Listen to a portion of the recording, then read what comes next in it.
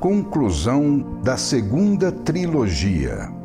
Com este volume, A Nova Civilização do Terceiro Milênio, encerra-se a segunda trilogia, que é o segundo ciclo de assimilação, de caráter calmo, sequência do primeiro, que é explosivo, fruto da inspiração.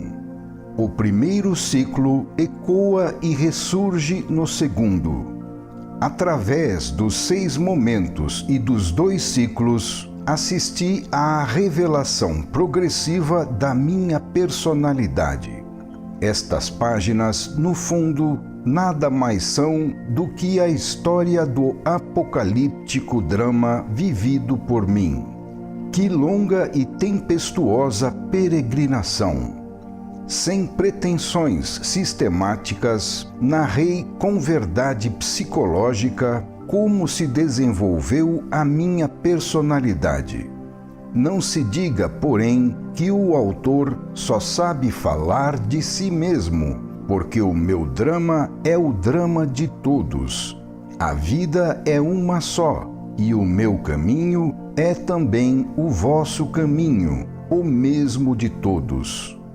Falando de mim, falo de vós, que, como eu, estais na mesma evolução do mundo.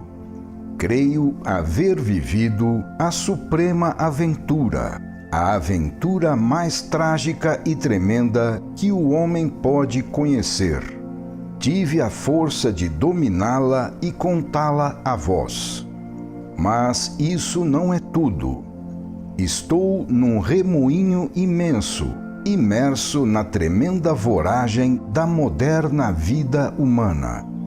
O meu drama fundiu-se no drama universal. Senti a sua imensa paixão em meio a um profundo sofrimento.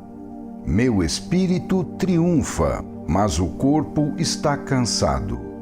Tentei superar a vida animal, mas a vida se vinga neste mesmo plano em que eu a quis negar.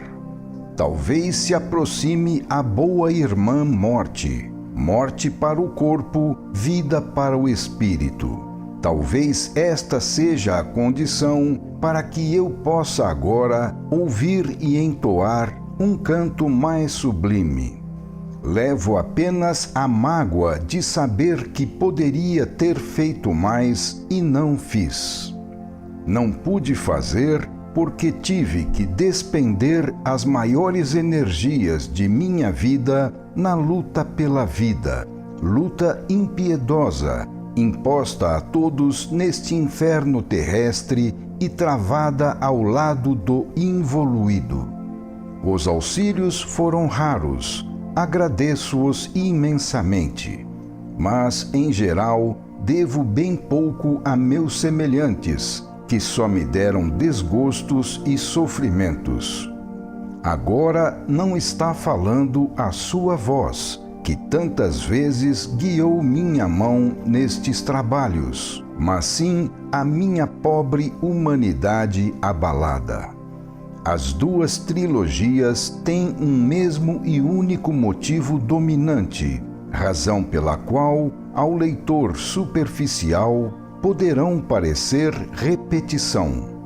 O tema é uma alma que se aperfeiçoa, é a humanidade que se redime pela dor.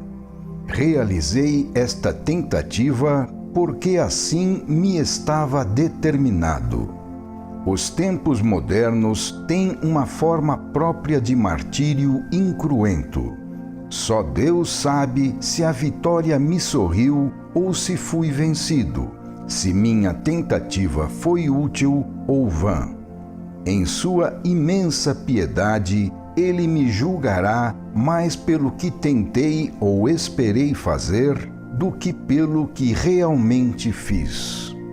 Há somente 3 lustros, minha pobre pena escrevia a sua primeira mensagem, no Natal de 1931. Abre aspas. No silêncio da noite sagrada, ouve-me, levanta-te e fala. Fecha aspas. Falei e aquela voz espalhou-se pelo mundo. Começou então a longa viagem de exploração no abismo interior, o abismo de todos, da vida, de Deus. E não retratei com minhas pobres palavras, senão a sombra da vertigem experimentada. Em alguns momentos, o esforço titânico me arrebatou da órbita terrestre, para que depois eu aí tombasse de novo e sofresse mais. Assim sou, apocalíptico contraste de aspirações e misérias. Disse tudo sinceramente, diante de Deus e da morte.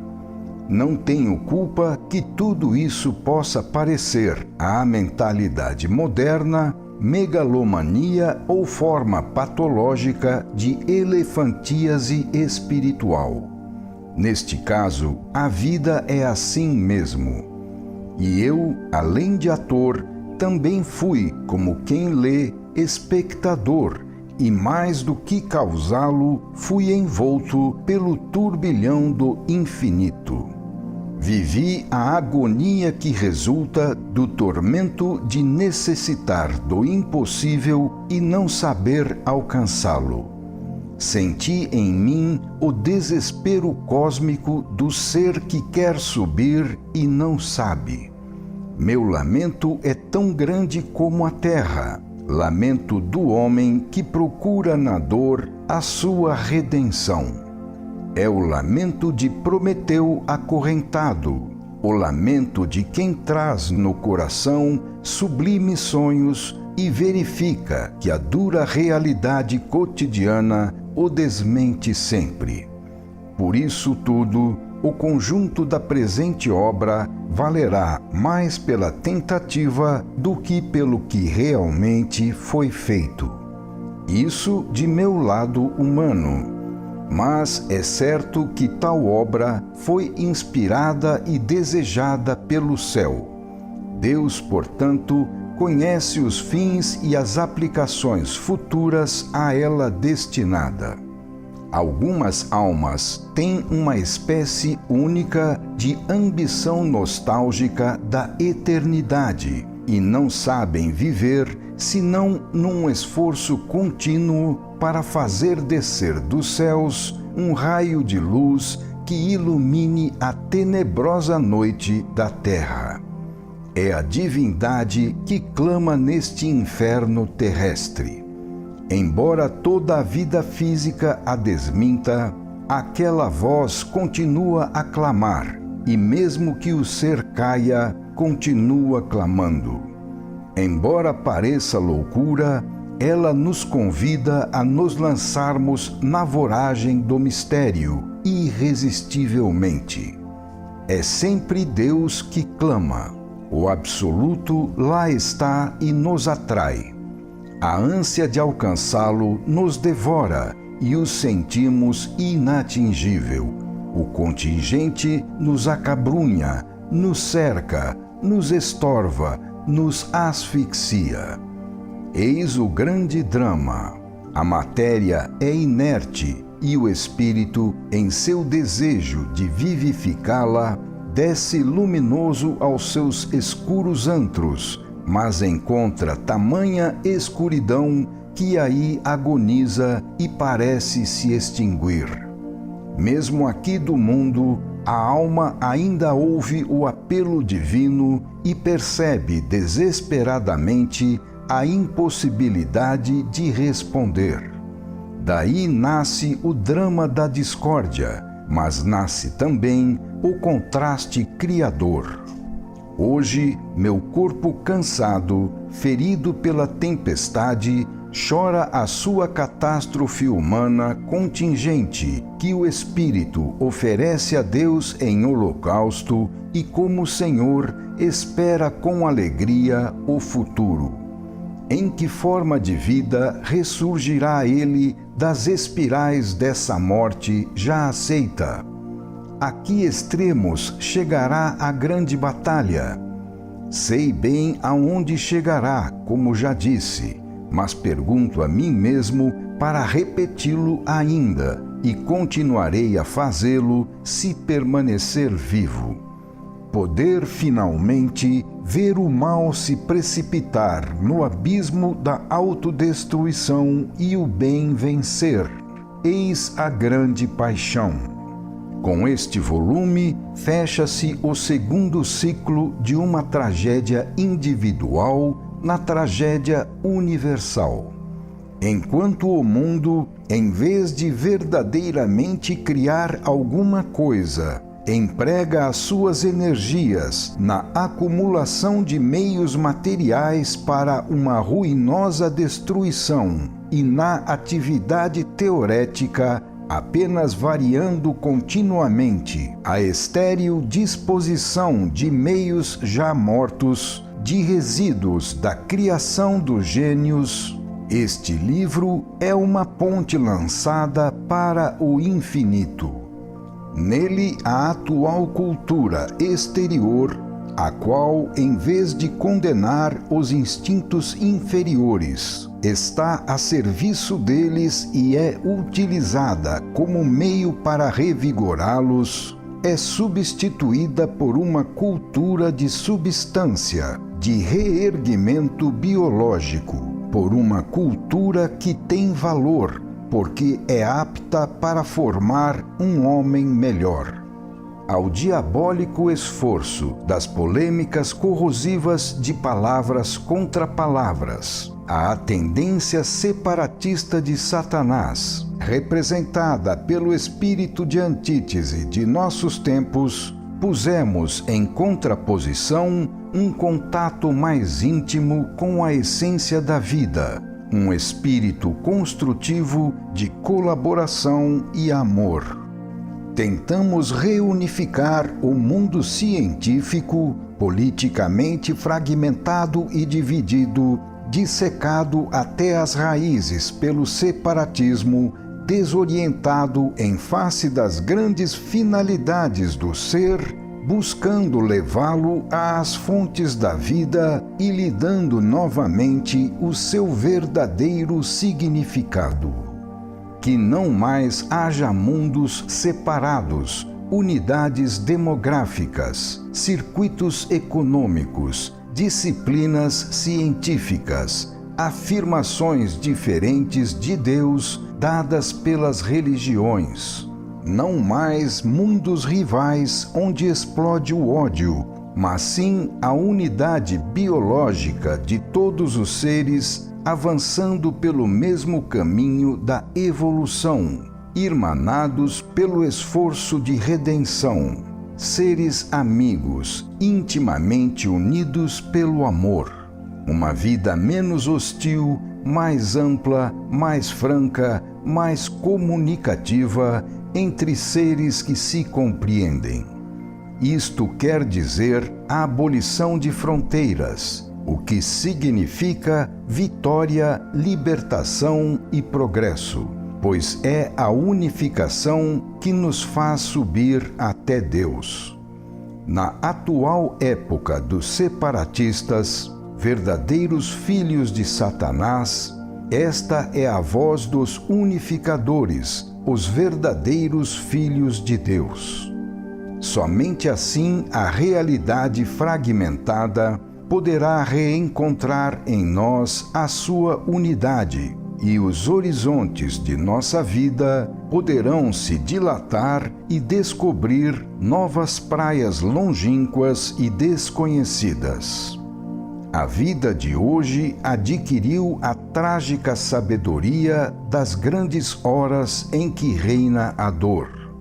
O intelectualismo que hoje domina o pensamento é, diante desta realidade patente, vão e inútil. Crentes ou não, estamos todos pregados à cruz de Cristo. Na caminhada sem fim, quisemos indicar o único caminho de salvação.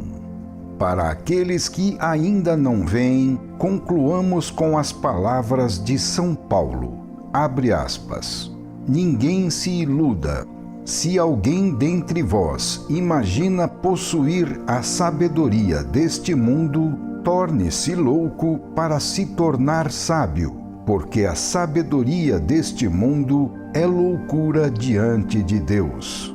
Fecha aspas. Certamente muitos não entendem, mas antes de sorrirmos como céticos, é bom refletirmos que os fundamentos da sociedade foram geralmente estabelecidos por homens de fé e não por homens apenas de ação. Os homens focados na ação vivem da vida alheia, fecundam, mas não criam, ajudam, mas não despertam a vida. Os homens de fé, pelo contrário, parecem utopistas e loucos, mas fazem a vida surgir espalhando centelhas de luz. Os maiores impulsos à humanidade são dados pelos sábios sonhadores e não pelos práticos. É bom lembrar que o elemento mais dinâmico e revolucionário não é aquele homem que grita e assalta, mas sim aquele que pensa, penetra a verdade e anuncia sem agredir. Também vale lembrar que o homem mais demolidor no presente é aquele que pacificamente cria no futuro e que, diante do mal, limita-se a suportá-lo com paciência, denunciando-o cândida ou, se preciso, heroicamente, a todos. É bom não esquecer também que o ataque mais poderoso, o ataque extremo, verdadeiramente demolidor, é desfechado sob forma mansa e persuasiva por aqueles que atingem as raízes e não pelos adeptos dos caminhos da força, que agem externamente e apenas excitam reações. O verdadeiro assalto é aquele que, através do amor e da verdade, leva à convicção. Pietro Ubaldi, Gubbio, Páscoa de 1945. Final do livro A Nova Civilização do Terceiro Milênio.